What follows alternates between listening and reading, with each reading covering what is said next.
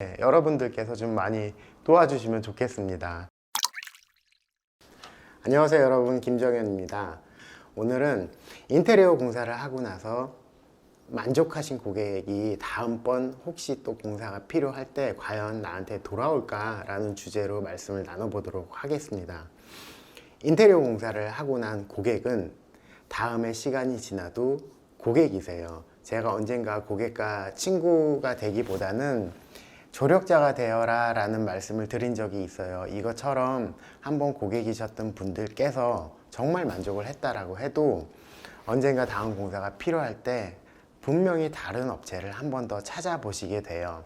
그래서 만약에 그 업체가 뭔가 좀 더 좋아 보인다, 좀 더 나아 보인다 라고 하면 당연히 그쪽 업체하고 하시겠죠.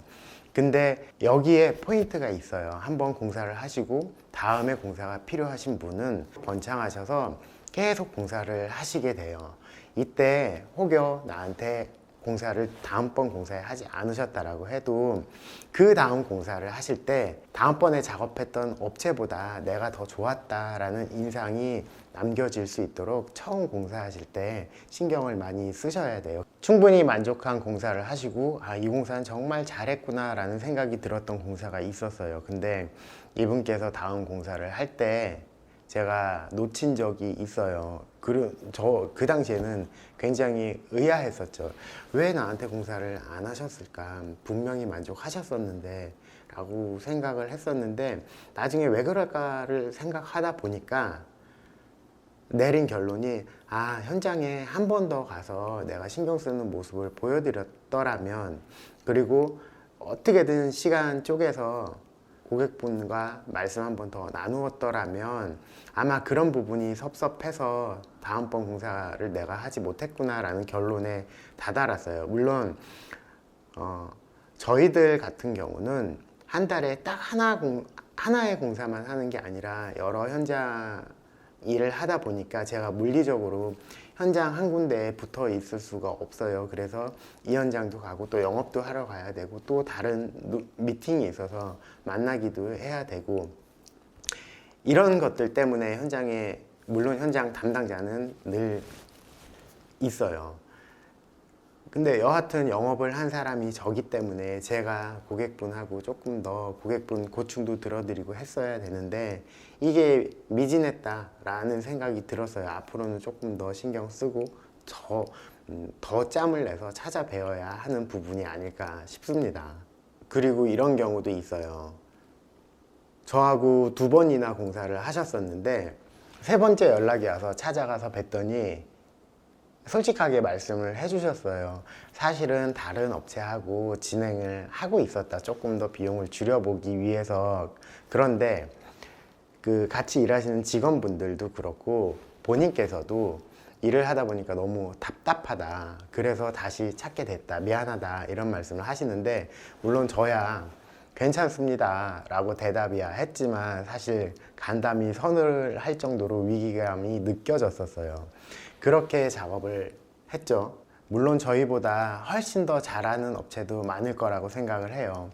하지만 고객과 한번 인연을 맺게 되면은 이 고객은 완벽하게 우리 방식에 녹아들 수 있게끔 처음 작업할 때 신경을 쓰셔야 돼요. 그래서 혹여 타 업체하고 작업을 진행하시더라도 처음이 원래 좋았구나, 얘네가 정말 잘했구나 라는 느낌이 들도록 분명히 처음부터 완벽하게 고객과 호흡을 맞춰 놓으셔야 돼요. 그래야 다음 공사도 잡아낼 수 있거든요. 뭐 다음 공사 때 떠났다라고 해도 다시 돌아올 수 있게 하는 그런 단초가 될 수 있겠죠. 중요한 건 이런 고객분들이 생각보다 많다는 거예요. 고객께서 연락을 안 하시니까 모르고 지나가는 경우가 많지만 제가 볼 때는 이렇게 저하고 공사를 하고 만족을 하셨는데 다음에 연락이 없다. 그러면 그냥 잘 하고 계신 줄 알죠. 근데 어느 순간 가서 보면 2호점도 있고 3호점도 있고 이런 경우들이 분명히 있거든요. 이게 고객께서 만족했다라고 해서 마음 놓고 그냥 멍하니 있을 수만은 없는 일이죠. 제가 공사를 완성하고 나서 이 고객께서 언젠가 다시 나에게 돌아올 수 있을까라는 제목을 붙였던 건 예전에는 고객 만족을 하게 되면은 반드시 나에게 돌아올 거다라는 생각을 하고 있었어요, 순진하게. 근데 분명히 그게 아니더라고요. 한 번 만족을 했어도 더 좋은 업체가 없는지, 더 잘하는 업체는 없는지, 그리고 더 싼 업체는 없는지, 이런 것들을 항상 검색하고 알아보시고 하는 과정 중에 그 고객 마음속에 비집고 들어가려면 처음 공사가 정말 중요해요. 처음 맺었던 인연이.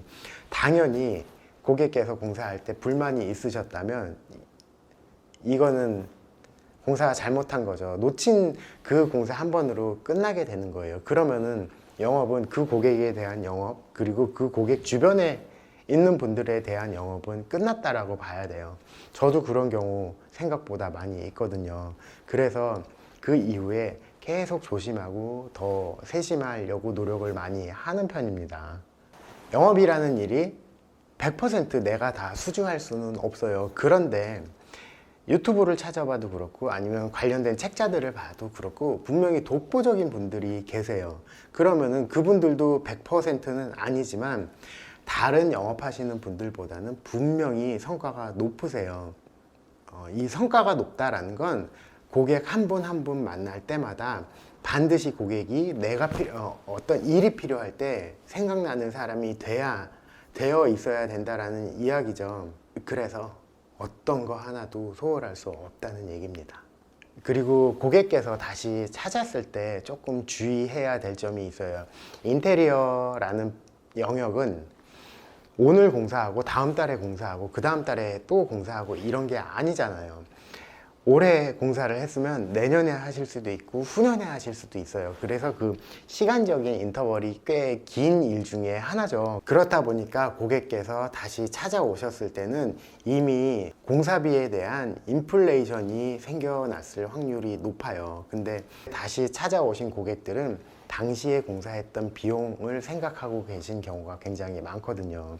그래서 그 고마움으로 그 비용으로 공사를 하게 되면 현실적으로 힘들잖아요. 이미 공사비나 인건비는 올라가 있는데 당시의 퀄리티로 똑같은 비용으로 공사를 한다는 게 쉽지 않죠.